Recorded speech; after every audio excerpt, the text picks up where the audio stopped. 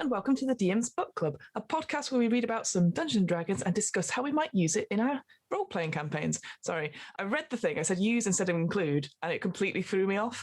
Well, when we talked about like, oh, how do we open these things? And I'm like, yes, I use my thing, and then it all goes to pot, and then you're just like, I have just improv. I'm like, damn it, why don't I just do improv? Anyway, hello, my name is Fiona, and with me, as always, is the wonderful, my favourite co-host out of all the co-hosts, obviously I have to say that, is Ryan. Hello, Ryan, how are you? Hello, I'm very good, and I'm also legally contracted to say that. I'm all good, thank you. Nothing ever happens bad in my life. It's all fantastic. Yes, no, genuinely, I am good. How are you doing? I'm doing all right, thank you. I've just been very busy. I've been editing stuff. I discovered that the reason why I don't use Discord to record stuff is because there's a bot on Discord called CraigBot, and it decides sometimes it just doesn't want to record and leave the recording halfway through. And I'm like, oh, thanks, Craig. What it does, I don't know. I know you might not know it, but when you ask Craig to join a voice chat, it joins in and it loudly announces itself going, now recording. And you're like, fucking hell, Craig. All right, fine. So every time I've used it, you always hear me go, thanks, Craig, as soon as he joins. And then when he leaves, you hear me go, thank fuck he's gone. So anyway, that's my life of recording on Discord. I love that. No, you've created a meta with a bot on Discord. That's fantastic. Yeah, well, one day I will introduce him to you and you'll go, yes, Craig. This is the horrific future that we have to look forward to with when Alexa gains sentience and is in our life forever. You know, you get those Amazon things. Oh, my in-laws have one of them in their house, and it is the creepiest thing because when you talk to it, you have to go, Alexa, and it goes doo-doo, and listens, and you can tell it's listening to you because if it's playing the radio or music, it'll stop it and pause just so it can listen to you, and you think, oh my god, it's always listening because you'll be saying something random and it'll think you've said Alexa, so you'll just be talking like this and this, and you just hear it doo-doo. You're like, oh no, I'm not talking to you, hang on, are you listening to me? Stop listening to me, this is really I can see that. And Craig is there as well. Well, I like that idea though. It's like, when you're in a Zoom call and you're just chatting and someone arrives, you go, oh, hi. It's that sort of element. But it's so funny. My sister does have an Alexa, but she also has smart lights. So she can say, oh, Alexa, can you turn up the lights? So we've started doing our own family calls. Unfortunately, she's not been in the same room. But when she did it, I was like, every so often I'm going, Alexa, blackout. And Alexa's like, no. And the lights go out. Alexa, end humanity. Yeah. Okay. Well, my fiance's got a Google Home, so you have to go, hey, Google. No. And what's great about that is that Jacob uses it for cat facts. But now I started, because now it can hear me when we're on voice calls. I'll be like, hey, Google, make the noise of a giraffe or something like that. And the cat is like, freaks the hell out. It's like, what the hell? What is in this room? I don't know. I love it. I see the hilarity in it, but I just would struggle to have one around. Oh, I don't want one. Because otherwise they'll start doing it to me. Oh, no. Yeah. Oh, could you imagine if ever I was streaming or anything and people realized I had one? Oh, no, Well, they had that with, was it the Xbox Connect as well? Like you would say Xbox or something like that, and you'd be doing it and you say Xbox, and then it goes, okay, shutting down. You're like, no, I'm playing. There was an advert that did that, wasn't it? Amazon, put this into your delivery, and if an Xbox heard it, it would go, okay, and it'd start with ordering like sellotape for you or something very random. Amazing. Yeah, I turned Siri off my phone because it kept interrupting me whilst I was doing something. I'd say something, and it goes, what was that? And I'm like, you're not a part of this conversation, Siri. Go away. You're not here. Go away. With all that aside, with all AI assistants out the way and that are taking over the world, Ryan, what are we talking about today? What is our topic of choice?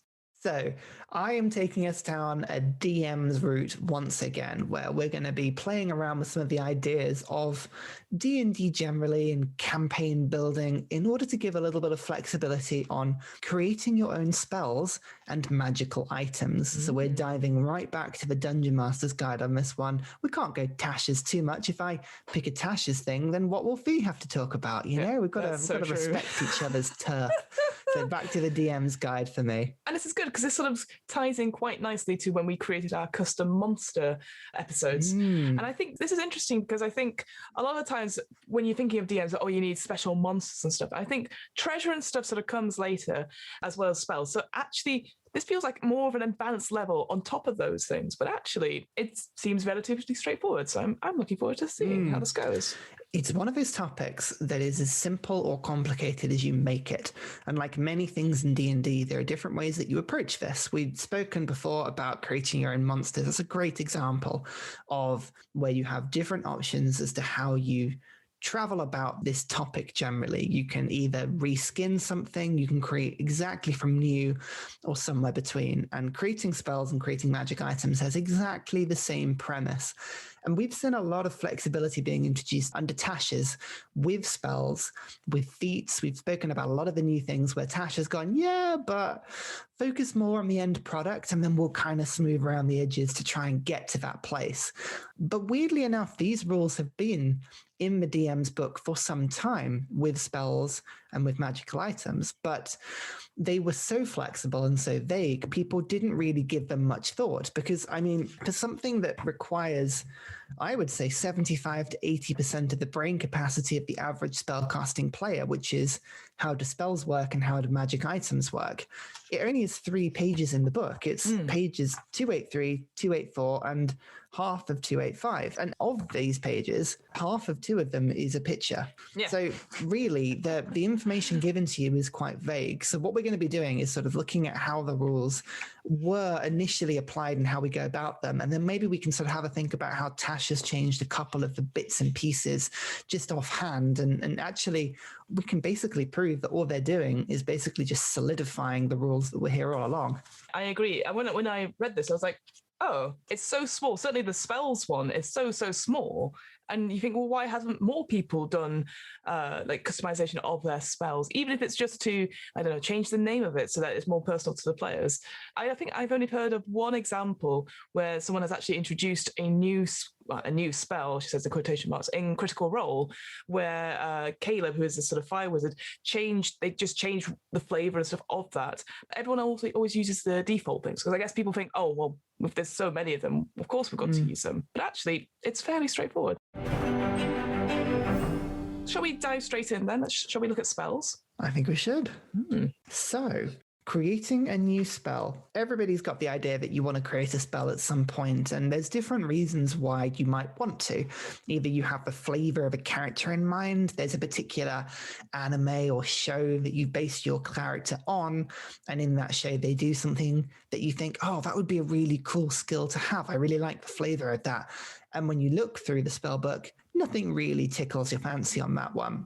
There may be other thematic reasons. Maybe your player doesn't like fire, and all of the spells that do damage for your particular class are all fire-based, or at least certainly predominantly fire-based. So you think, okay, how do we get around this? Or maybe you have the mind of a savant and you've got this brilliant idea for a spell that you think would be really fun, and it doesn't exist. So you're thinking about how to balance it.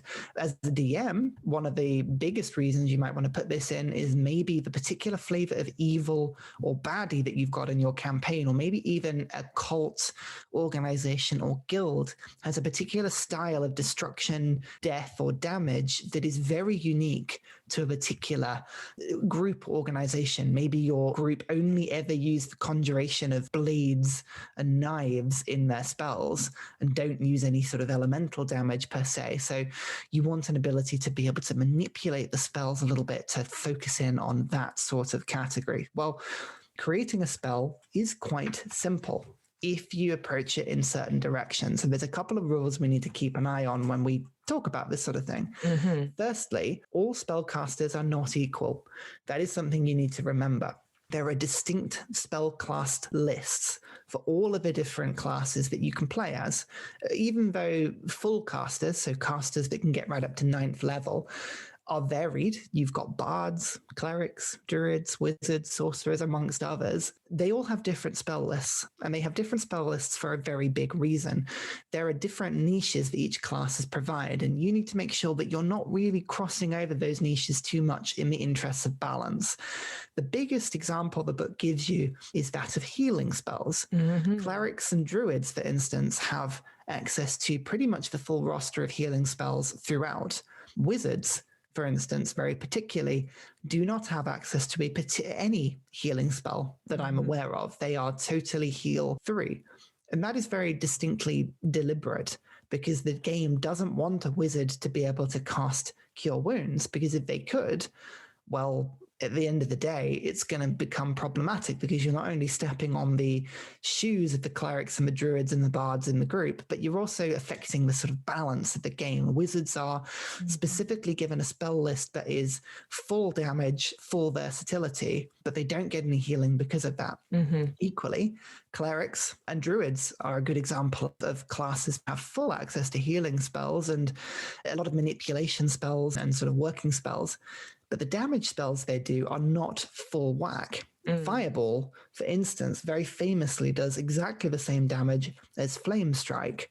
And this is a good example of a Fireball being a 3rd level spell that does 8d6 damage, and Flame Strike doing 8d6 damage, but it's a 5th level spell. The only difference is one is a wizard spell and one is a cleric spell. So you've got to keep these things in mind. The game hasn't made all spell casting equal for a very good reason. And if you've got an idea for a spell, even if you make the spell from scratch, keep an eye other spells that do maybe similar things in the spell list of the class that you're inventing the spell for, and make sure it doesn't stand out as being too good, too bad, or too weird. There's a fantastic phrase here that says if the spell is so good that the caster would want to use it all of the time, it may be too powerful for its level. I thought that was a really good point. And then the other one, which was the other suggestion, it says avoid spells which have very limited use, as few characters would bother to learn or prepare them unless they're knowing about them in advance would be so worthwhile doing. So it gives the example of like only having certain spells that are effective against good dragons. What is quite nice about it, it says like, we're sure there are spells like that, but they are so niche. Like, why would you ever need to know them? So I think I like that idea as like a plot point or a plot hook, that you just have books full of useless spells, or, oh, this is really good. And it's not necessarily a comment on stuff, but you see quite a lot of stuff on DM Guilds where people have done lots of like creating their own spells or creating their own equipment, but they are so niche. You're like, this is really cool, but what's the wider use of it? What's the thing about it? Like, I love people who make those creations. Like, you see them all the time when you see like Terry from Brooklyn Nine-Nine has been put as a character into 5th edition. You're like, that's really cool. When am I going to use that? You know, so it's cool, but I'm not going to plug it in. So I thought that was a really cool thing, just to be like, avoid those spells that are so niche that only maybe once in every other campaign would they come about. So I thought that's really cool. Yeah, exactly. The caveat I would say is if you do want to make a spell like that, then think about it less from you're throwing a spell into the average player's repertoire, and it's more of a plot point. You know, if you do have the brass dragon and there's a particular spell that is the brass dragon fireball killer, then maybe that's something that requires an entire arc of the story for your players to specifically go and find the mad wizard who is obsessed with the destruction of brass dragons. It doesn't necessarily need to be a thing that you add to the average person's class list. It may be something a little bit more vague. Okay, we've got the idea of a spell. How do we go about doing that now? Well, the first thing I will say is healing spells are tricky to do. I wouldn't attempt to make a healing spell from scratch. And there's very good reason for that. Healing is in D&D specifically engineered to be harder to do than damage, especially at lower levels. Cantrips, for instance, do not heal. The most that a cantrip does is stabilize a dying person. Yeah, spare the dying is the staple of a cleric, for instance, but it doesn't give healing. And the reason that cantrips don't give healing is because they can be cast without limit. And if you can cast a healing spell without limit, then you could heal a player to full health in all situations given enough time. Even if your cantrip just heals 1 hit point, you may think, oh, it's just 1 hit point, that's fine. No, it actually gives you the opportunity to sit there, spend, I don't know, however, like 300 rounds, whatever it would be, and just cast the cantrip over and over and over and over and over to get your barbarian back to full health. So be a little bit careful. Well, actually just don't put healing on cantrips. What's interesting about this, because I hadn't really considered about like healing and stuff, the way I sort of flavor it is that when you're healing someone, it takes so much of your energy. If you think about any doctor or nurse working just now, they're not just going in and just like tapping people. They are working around the clock to make sure they are stabilized and stuff.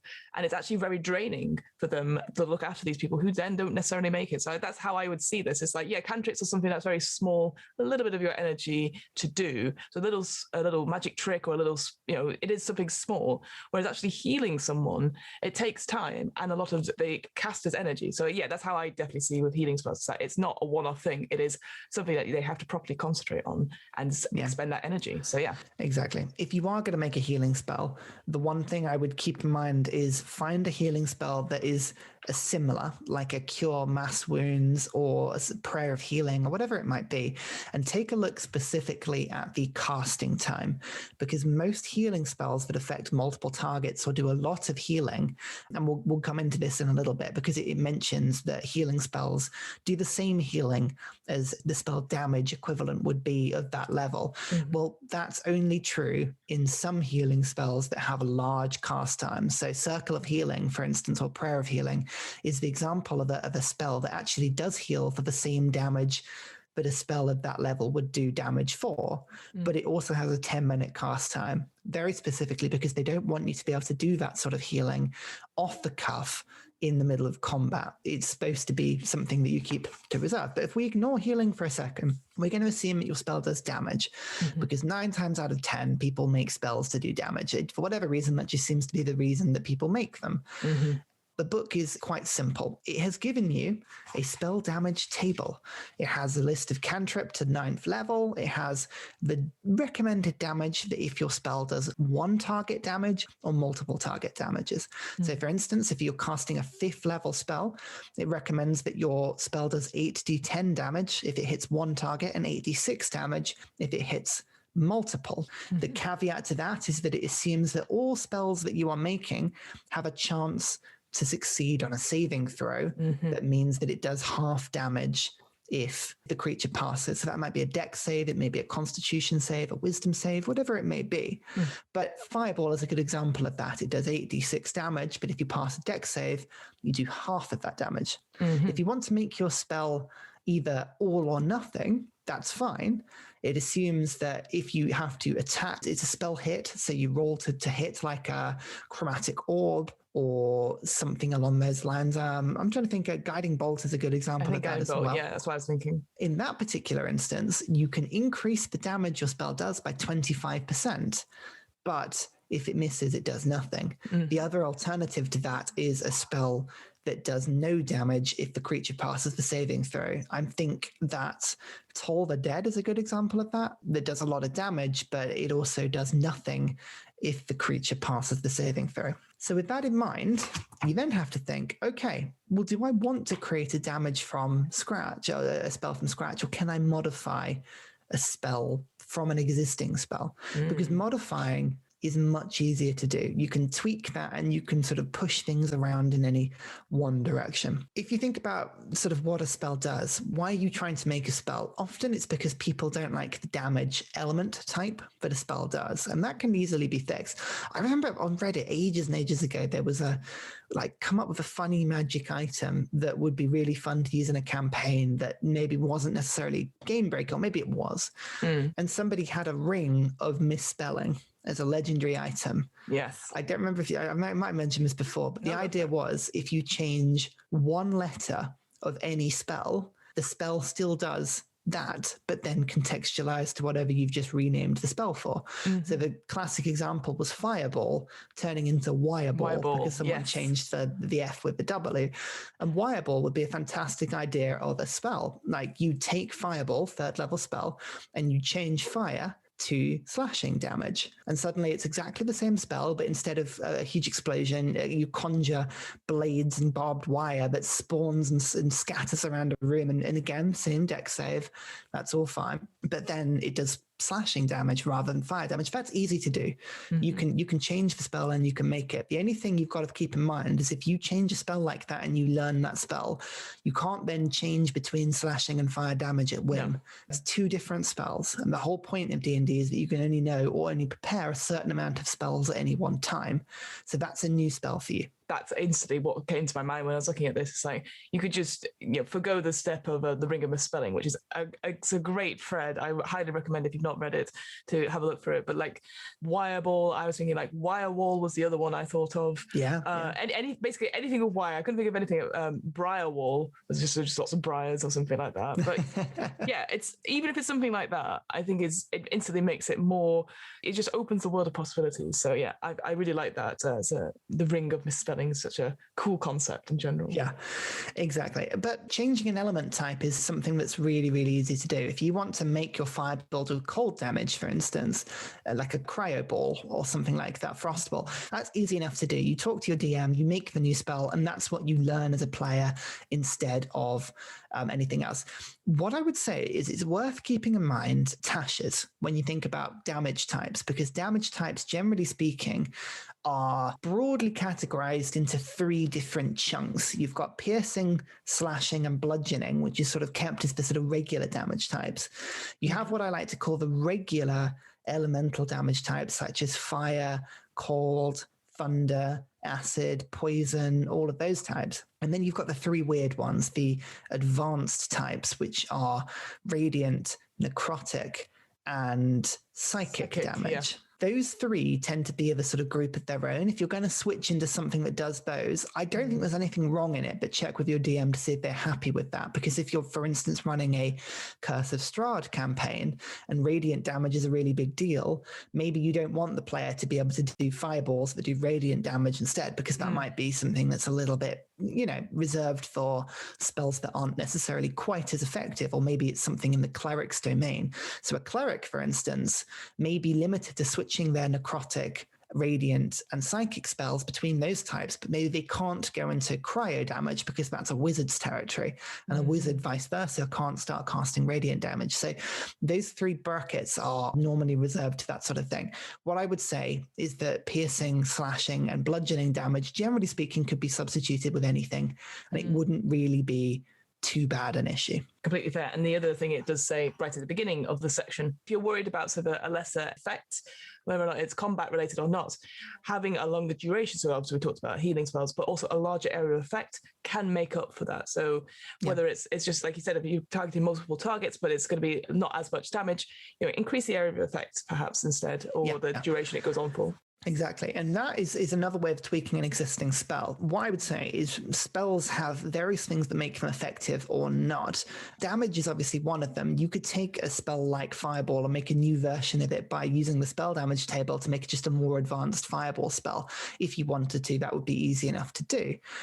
But as you say, other elements or other sort of elements of the spell, the range of it, the radius of it, the duration of it, by tweaking one of those things and stepping it up in one direction, that broadly and roughly equates to 1 extra level of use. So if you took a fireball, for instance, and then doubled the radius of it, I would say you probably could cast that as a 4th level spell. And generally speaking, that's going to be fairly good. I would be reluctant to limit spells in the same way because it doesn't really scale up.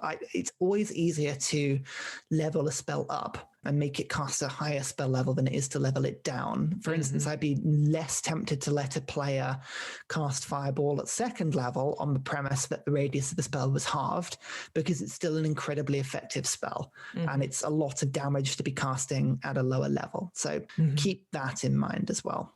Yeah, especially with Fireballs, they still take damage on a failed dex save as well. So they're always going to take that same amount of damage. So yeah, absolutely. The saving throws as well is something that can be chopped and changed quite a lot. Maybe your Fireball spell, you want it to have a strength save instead, because the wire ball is more about just sort of holding the wires back than it is dodging them. Or maybe your poison ball is actually a con save because you can't avoid the gas. It's more just sort of avoiding the worst effects of it.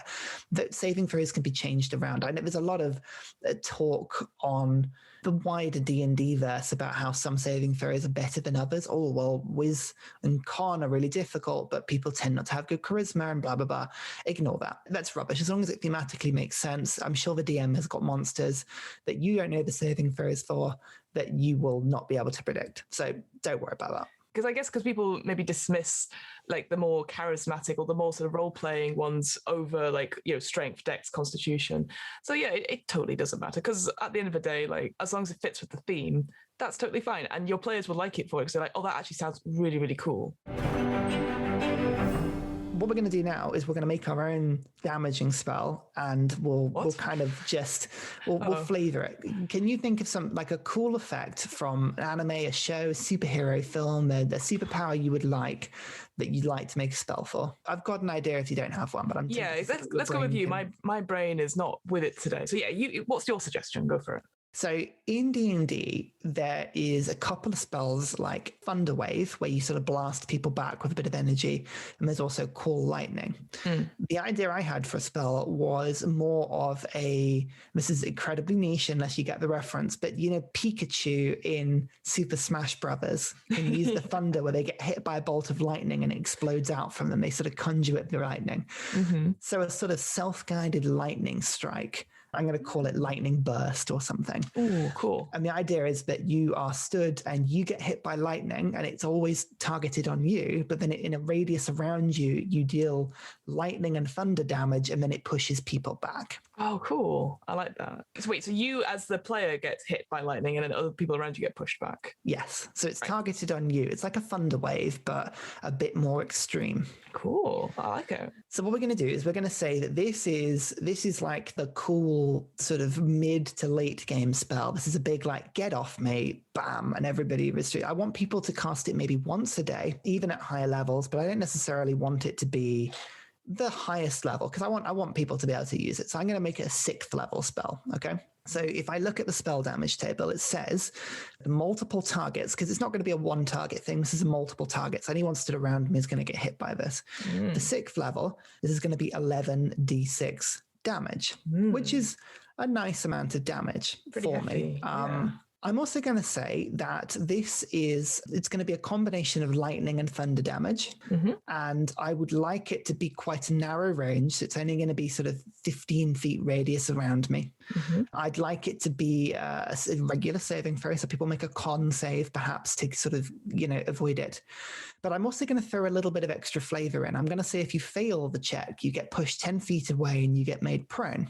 To make up for that, what I'm going to do is I'm going to lower the damage of the spell just a little bit by 1 level in order to compensate for that added effect.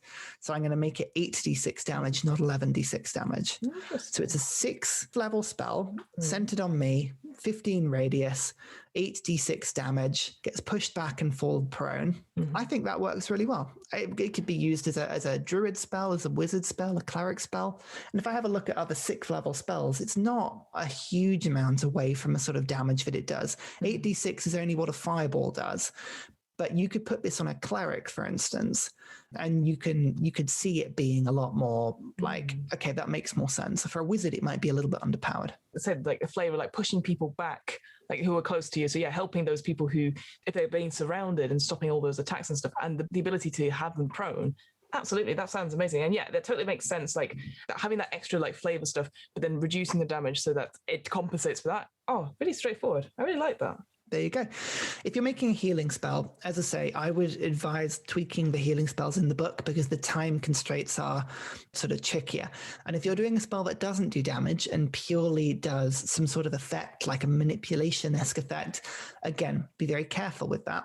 I would have a look at the spells in the book already, such as Suggestion and the Charm spells and the Dominate spells, and I would tweak those a little bit rather than making new ones, because anything that involves manipulation of characters or status effects can be quite tricky to manage. So base it on a spell that's already in the book. All right. Well, we've sort of done the spells and stuff. I think we've covered a lot of ground there. That's really, really interesting. Thank you so much, Ryan. What if magic items were my choice of forte? Like what can we do about those then? So magic items, they seem really complicated, but really they're not. They're just things that let you perform spell-like effects.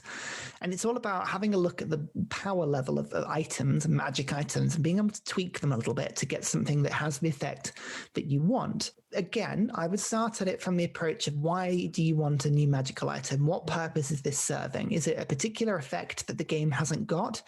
Is it a particular blend of effects that the game does have, but not in this combination? Or are you just changing something that's a little bit different?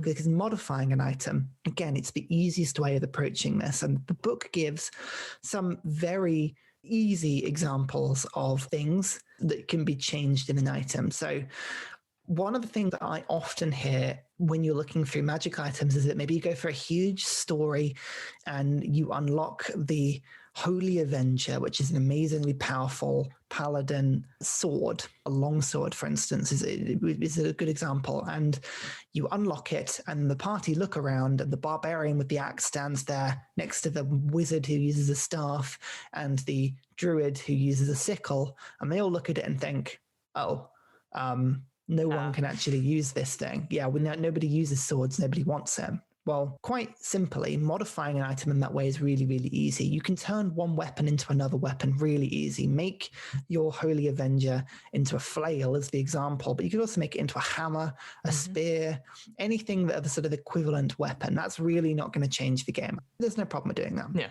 Again, damage types, really, really easy to change. Now, this gives the example of taking a flame tongue sword, which is a sword that bursts into fire and does fire damage, extra hit, or on every hit in addition to the extra regular weapon damage. You could easily turn that into lightning damage or cryo damage or poison damage or whatever it may be. Magical weapons like that are very easily changed. And then the other example is if it's not necessarily a weapon, you can, if it's just something like a ring, you can change into a wand and vice versa. Again, all of this is just flavor. I guess with the DM, when you're coming to rolling these things, and how would you do it for the party, to make it actually personalized for the party? Because that's what it says right at the beginning. It's like one reason why you might be wanting to do these magic items is to surprise experienced adventurers. Because I've always said this before, is that when you're playing D&D, people recognize what certain things are just because they've either seen it on a stream or they've read about it and stuff. So actually changing it, so if you had like the Ring of the Ram and change it into a wand, and if you just describe it as a wand that does these things, they might not necessarily make that connection straight away. And I really like that as a result. And yeah, making it sort of more suited to your players and your party rather than just a generic, like, here is a ring, etc. So yeah, really. Exactly. All that stuff can be changed really, really easy. Potions are another really good example of things that you can create that are very, very easy to do, because potions are one use. So if you do muck it up, then it's fine. They'll use it once, you will laugh it off, and then they never have to talk about it ever again. But all potions do effectively is give you spell-like effects. So all you've got to do is find the level of the spell and then switch it with something that is an equivalent spell level. So this book gives you the example of a potion of climbing. Well, spoilers for you, that is effectively the spider climb spell, which is, I think, a second level spell, and easily gives you a potion of stealth. Well, again, that could be invisibility, again, a second level spell, or Pass Without Trace, again, a second level spell. So that sort of switch is very easy to do. From that point of view as well, you could easily change the effect of another sort of potion based on a sort of rough spell level. So a potion of flight, for instance, is the first thing that I can think of. Flight or fly is a third level spell. So all you would have to do is have a look at the wizard spell list. So if I go and have a look through the book now, you can see that there's fly. That's a third level spell. Let's have a look at this. And there we go. Haste. Haste is also on the spell list. So let's make it a potion of haste instead. What I quite like about this is that it reference, we talked about this before when we did our treasure episode. It talks about like another way to make it a bit more flavorsome is to give it a quirk of some sort or a sentience that can change it completely as well. So yeah, having a magic item that has a quirk in some sense, again, something that maybe the players don't know until they've attuned to it or started talking to it, then it gives them more of a reason to pick it up and carry on rather than go, oh yeah, we can't use this. And anything with sentience or a quirk of some sort, people are instantly like, oh, I want to try this out for a little bit. I guess it's like, oh, well, this is interesting, until they discovered it's maybe a negative quirk. But they don't know that until it happens. So that's all good. Exactly. But yeah, the last thing it says with modifying items is the combination or the combining of two items, which is something you can do as well. Keep an eye on this one because normally it would increase the rarity of an item. So if you've got, this gives you the Helm of Comprehending Languages and the Helm of Telepathy and puts it into a single helmet. It also says it probably increases the rarity of it. That's something that's worth keeping in mind. If you're going to combine items, then I would, as a default, make it one rarity higher and keep that in mind when you're putting it into the game, because rare magic items are less likely to pop up until later levels. They're probably more expensive. And if you were creating or making this item yourself, maybe you've got an artificer or a wizard in the party that is messing with this sort of stuff, then there's going to probably be a gold cost involved with the step up between an uncommon item, say, and a rare item, which there is a pretty significant step up in cost when it comes to that sort of thing. But say, Ryan, say I was like, no, I don't like the easy path. Sod that. I want to create my own brand new interesting magic item. I want to create something from scratch. How would I go about doing that? So the first thing you've got to do, again, is work out why. Why do you want to do this? What are you trying to bring into the game that isn't in the game before? Because normally modifying an existing item, it can normally fulfill that itch in your DM or your player or whoever's sort of come up with that brainwave. Normally, just by changing what's already in the game, you can do it. But let's say you can't. Well, first thing you've got to think about is attunement. Attunement is an interesting concept because it's the game's balancing factor.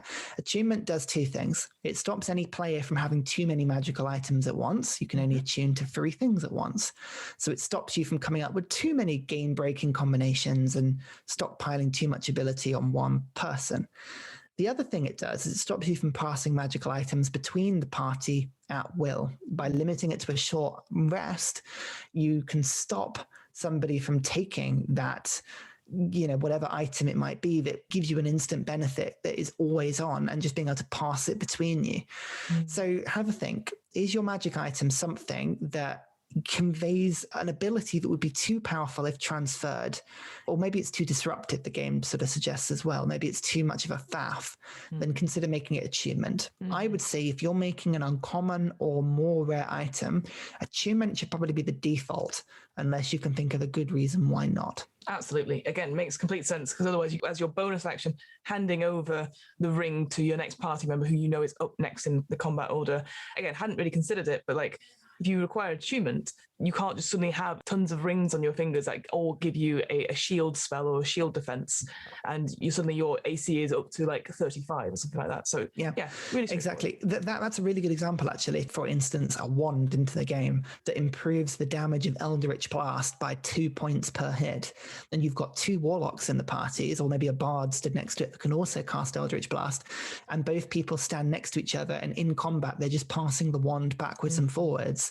That's not really going to have the effect you were looking for. Attunement would probably be very good for an item like that. The other thing you need to do is think about the power level of the item. Now, magic items convey, I would say, 3 vague aspects of ability. You've got a bonus to either AC or to hit. So it goes from +1 to +3. Normally, this actually gives a +4 as an option. I don't remember actually seeing an item that gives +4.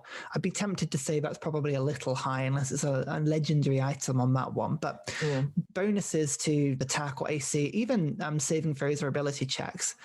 Spells, or the ability to cast spells, is your second bracket. So, if holding a staff means you can cast Fireball 3 times a day, that puts it into that category.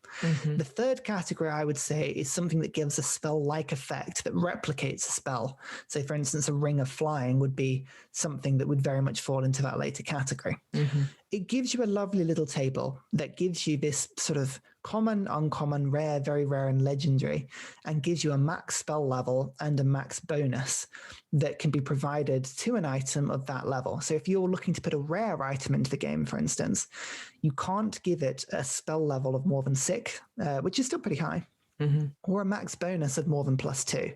Any higher than that, and you're going to push it into the very rare category. If you want to give something that has charges, that's interesting. What I would suggest is that you take another item with charges. So if you've got a staff, maybe take the Staff of the Magi or Staff of Healing would be a good example, and then sort of tweak the number of charges from that. If you want to do something that does it a certain amount of times per day, I would say that's probably the easier way of doing it. Find an item like a wand, for instance, that can do it a certain amount of times per day and blend off that. But you can then sort of put it together like that. So if I've got a rare wand, for instance, I can give it a few spells that it casts. So let's say I wanted to cast 3 different spells, make sure that only one of them is 6th level, and that's the highest one. And then I'll give it charges based on another wand of rare standard. So I'd look through the Dungeon Master's Guide, I'd find another wand of rare and say, okay, this one has, say, 7 charges. I'm going to give it 7 charges as well. I hadn't really thought about the charges element aspect of it. I was going to give more continuous on-off effects, because that makes it a lot easier. So having to think about that Because when you're running a game, certainly for players, a session is not necessarily a game day. It could be literally like the 15 minutes the players get to chat or have the combat that happens. Because again, we talked about this before, but combat actually in our world, obviously, it takes 2 hours to do or whatever, but actually the combat itself is like 2 minutes of rush and stuff like that. So if you have something like, it has charges that is reset at the dawn of the beginning of the next day, to keep track of that, obviously, I know that's the player's prerogative, but actually balancing that as a DM, when it realistically could be a lot easier, like you said, to do like once per day or always on or always off. There's a little bit more complex involved in that. So should we quickly make a magic item just to show how easy it is? Yes. I'm going to definitely put this on you a little bit now. Fine. So what's a rough theme of an item that you would like? Like, do you have any sort of cool concept or superpower you would like to recreate? Cool concept or superpower? Well, this is the thing, because I've thought of one, but I don't... I feel this is going to take way longer than we actually have. Well, but go for it, because we might be able to make a simple version of it. Okay. All right. Superpower. I'm thinking of regeneration healing. So you think when Wolverine gets hurt, he has the ability to speed up. But if you had that as an item at the end of each turn, maybe not as an ongoing effect, but something that you can have once per day for the next however many rounds, you heal up 1d10 or something like that. Not lots of healing, but a little bit. Yeah, absolutely. That is exactly the sort of thing that you could recreate. So what I would say is, first of all, do you want it to be as an item of clothing, a ring, a wand? What would you like it to be? I would like it to be. We'll say it's a necklace of some sort. A necklace. Okay. I'm going to suggest that attunement is going to be needed on that, because you don't want people exactly passing that regenerative ability around. That might be a little bit broken. Mm-hmm. The easiest way that you could go about that is having a look to see if there's a spell of a similar ability, and there is a spell called regeneration or regenerate. I never knew that. It is a 7th level spell. Okay. It's pretty powerful, actually. It takes a minute to cast or so, but then it does a bunch of healing, and then you heal after that point. It can regenerate limbs, it can grow things back. It's a very powerful spell. So what I would say immediately is, if you wanted to go down that route, it's a 7th level spell. Yep. So I would say you've just made yourself a very rare item. Yeah. It's going to be very rare. It's going to have attunement. It's going to be able to cast regeneration. Mm-hmm. Now, let's say you wanted to do an effect that was a little bit more subtle than that. The other thing I could think of, and this is way down the other side of the book, is Goodberry, which is a druid spell of 1st level. Now, Goodberry, it conjures, I want to say 10 of those berries. Yes. And they each heal 1 health each, yes. I believe. Yeah, so it requires up to 10 berries, and each require 1 hit point. And it takes an action to use each one. So what I would suggest is you could make a magic item that gives you the ability to restore 1 HP per turn, which is roughly what a good berry would give you. Yes. Now, that would suggest that it was of common rarity, but because you don't need to use your action to use it, I would suggest that you could probably make that into an uncommon item. Agreed. And then I would give it charges, so you could have a look through wands that were uncommon. So if we go through the book, I believe an uncommon wand is a wand of magic missiles. I may be wrong, but if we have a quick check of this one, I like to use wands as a good sort of starting place, because they tend to have very limited scope of abilities, and you can flavor them quite well. Yeah. I can find all the staffs, but when I want to find the wands, they disappear. Here we go. Wand of magic missiles. Uncommon. It has 7 charges. So I'm going to suggest your wand. It has 7 charges. It gains 1d6 plus 1 daily, and you can use it to cast a spell that gives you 1 health per turn for 10 turns. Mm-hmm. Oh, nice. That's definitely much easier and less groundbreaking than I thought it was going to be. I was like, this is going to ruin everything. That's all you got to do. That's all you got to do. It's not a difficult thing. And keep your ideas as limited in scope as you can. If you're going to go more complicated, it's going to be a rare or very rare item, or maybe even legendary. And just keep an eye on legendary, because artifacts have all kinds of separate rules that make them a little bit more complicated. Because I was thinking what we'd said before about the healing stuff. Because again, I was like, do we have to make a spell and then put it it into a magic item. But if it's already regenerate and Goodberry, I clearly have not. I'm not a spellcaster, clearly. So I am a muscle wizard, so it's all fine. Muscle wizard. You cast punch. It's you don't use it. You cast it. Cast it. Make a saving throw. You get punched. What's a big bit of advice would you say when you're creating your own spells or magic items and putting it into your campaign? What's the one thing we should always keep in mind, would you say? Start small and build from there. Tweak something that already exists into the game and use that before you start creating something small. Because if you can tweak something to provide the effect you're after, a lot of D&D is just visual and descriptive. You can make something feel very different, even if mechanically it doesn't do any different in the game. So with that idea, if you were like, I want to get hit by lightning and the lightning shrieks out and hits people, you could easily make that just a call lightning spell that's centered on you, for instance. Like, it's not something that needs to necessarily have its own spell. But if you do want to do it, then tweak something that already exists. If you do want to make something that exists into the game, don't be afraid to test it and tweak it afterwards if it doesn't go well. Start basic, build up. You can always make something more powerful. Making it less powerful is always a little more awkward because your player may be really into it and you may be like, oh yeah, but I'm going to shave 30% of the damage off it. Is that okay? And they think, oh, well, I quite liked it the way it was. So just be careful about, you don't want to go the other direction. It's always better to give things a little bit more power. Yeah, I think that's a very good point, because obviously a lot of times we're frightened to play test these things. And I think being upfront with your players about it, saying, hey, I'm going to introduce some new things to this, and have that conversation with them, saying, we might tweak it along down the line, just let me know what you think. Having their input on the collaboration of it will be quite cool as well. And I'd like to hope that some players would be like, oh, I really enjoy it, but, you know, they'd be realizing like, oh, if I'm blasting away several people at this time, even if it's got minimal charges and stuff like that, yeah, maybe we need to balance it more. Because I think they'd appreciate that as a player, because it's not necessarily relying on one spell all the time or stuff like that. I mean, I say that I rely on like 2 things all the time for my character.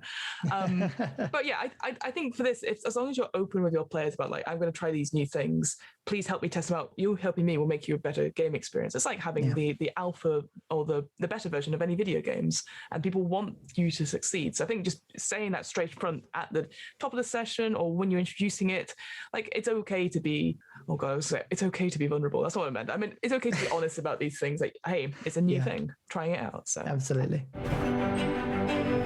Brilliant. Oh wow, I do feel like a little bit more, not competent. I don't know why I was going to say that. I do feel a bit more informed about this, and I think something like this is actually really useful if you're thinking of creating your own monsters and stuff. The next step would be these things, or maybe even doing these steps before creating your own monsters, perhaps. So yeah, brilliant. Thank you so much for introducing this to me, Ryan. Tell us, where can we find you? What are you up to? How's Civ 6 doing? Question. It's very good. You can always find me playing it on YouTube. I'm UrsaRyan, and if you fancy chatting more about D&D stuff, come to Discord. I have the UrsaRyan Discord.